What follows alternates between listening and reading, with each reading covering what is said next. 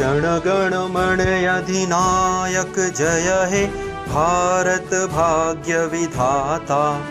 पंजाब सिंध गुजरात मराठा द्राविड़ उत्कल बंग। विंध्य हिमाचल यमुना गंगा उच्चल जलधि तरंग। तव शुभ नामे जागे तव शुभ आशीष मांगे। गाहे तव जय गाथा जन गण मंगलदायक जय हे भारत भाग्य विधाता। जय हे जय हे जय हे जय जय जय जय हे। नमस्कार दोस्तों, स्वागत है सभी का अद्वैत एजुकेशन में। मैं और हमारी पूरी टीम अद्वैत एजुकेशन की तरफ से आप सभी को गणतंत्र दिवस की हार्दिक शुभकामनाएं।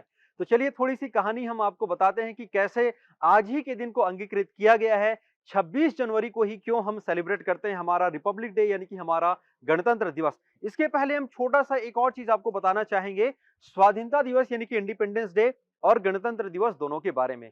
हुआ यूं कि जब अंग्रेज यहां से गए, इंडिया से गए, यानी जब अपना सब कुछ छोड़ के हमको सौंप कर गए, तब हमारे पास ना ही हमारा कोई संविधान था, ना ही हमारा कोई ऐसा कॉन्स्टिट्यूशन था। हम किसी को यह नहीं बोल सकते थे कि हम एक संप्रभु राज्य या फिर हम संप्रभु राष्ट्र के निवासी हैं, नागरिक हैं। हमारी सर कोई पहचान नहीं थी। बेसिकली यदि हम बोले, आप सभी के नाम रहते हैं, सरनेम रहते हैं, जिससे आपको पहचाना जाता है। हमारी कोई खास पहचान नहीं थी। तो भारत के जितने भी नेता लोग थे, उन्होंने सर अपनी मेहनत के बल पर इतने लंबे समय के अंतराल के बाद आखिर वह दिन आया जब 26 नवंबर 1949 को, जी हां, 26 ऑफ नवंबर 1949 को संविधान बनकर रेडी हुआ। संविधान को उस दिन अंगीकृत कर लिया गया था। लेकिन सर आप पूछेंगे फिर 2 महीने क्यों डिले किया गया? इसको 26 नवंबर 1949 की जगह 26 जनवरी 1950 के दिन से ही क्यों मनाया जाता है? उसके पीछे की कहानी यह है कि जब कांग्रेस का अधिवेशन होता था, कांग्रेस का कई बार सालाना अधिवेशन रहता था, 1928, 29, 30 ऐसा बहुत सारा अधिवेशन हुआ है। तो 1929 में 1929 में कांग्रेस का जो अधिवेशन हुआ लाहौर में, उस समय सर पंडित जवाहरलाल नेहरू ने दिसंबर में यह घोषणा की कि हम टोटल इंडिपेंडेंस लेकर रहेंगे, यानी कि हम पूर्ण स्वराज लेकर रहेंगे। सर ये तो 1929 में हुई, फिर 26 का क्या रोल है? तो 26 जनवरी 1930 में, 26 जनवरी 1930 में पहली बार तिरंगा झंडा लहराया गया था स्वाधीनता के रूप में। तिरंगा झंडा तो ऐसे और भी लहरा चुके थे, बट स्वाधीनता के रूप में, पूर्ण स्वराज्य के रूप में पहली बार सर रावी नदी के तट पर कांग्रेस के पूरे जितने भी समर्थक थे जवाहरलाल नेहरू के नेतृत्व में, यह पहली बार जोर शोर से यह मनाया गया था। लोगों के बीच में यह अलग जगाई गई थी कि हम पूर्ण स्वाधीनता यानी कि टोटल इंडिपेंडेंस लेकर रहेंगे। तो उसी दिन को याद करने के लिए, उस दिन को सोचने के लिए लोगों के बीच में ये चीजें रहे, उनके जहन में रहे, इस चीज को लोगों के बीच में दिखाने के लिए हम 26 जनवरी 1950 को ही इस चीज को लागू किए, संविधान को लागू किए। और उसके बाद से हर वर्ष 26 जनवरी के दिन ही यह सेलिब्रेट किया जाता है।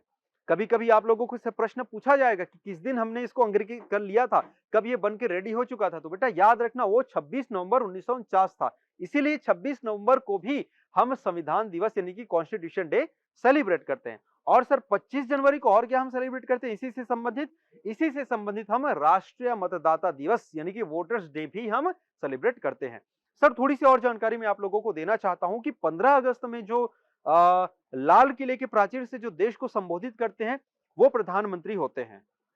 लेकिन 26 जनवरी को राजपथ पर परेड होता है, जिसमें हमारे देश के जितने भी डिफेंस सैनिक होते हैं, डिफेंस सर्विसेज के जितने भी आपके मेंबर्स होते हैं, जितने भी डिफेंस पर्सनल्स होते हैं, वो अपने शक्ति का प्रदर्शन करते हैं। बेसिकली 15 अगस्त जो होता है लाल किले की प्राचीर से दी जाती है, प्रधानमंत्री के द्वारा उद्बोधन। और यह जो 26 जनवरी होता है, उसमें राष्ट्रपति जो रहते हैं, वो सभी सेनाओं को सलामी देते हैं।